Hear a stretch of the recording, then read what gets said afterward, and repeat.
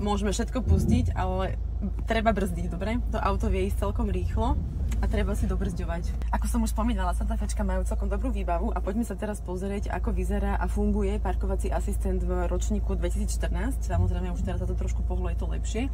Ide o to, že zapnem si tento kombík, aby som si aktivovala parkovacieho asistenta a teraz si vlastne môžem prepínať, či chcem parkovať pozdĺžne doprava alebo pozdĺžne doľava. Nie je to možné použiť na parkovanie cúvaním a teraz v podstate sa len pomaly posúvam a nechám auto, aby si hľadalo parkovacie miesto. Čiže aj to signalizuje hľadanie parkovacieho miesta. Potom ma to výzve na zaradenie R na cúvanie. Keď si to prepočíta teraz, čiže dáme R.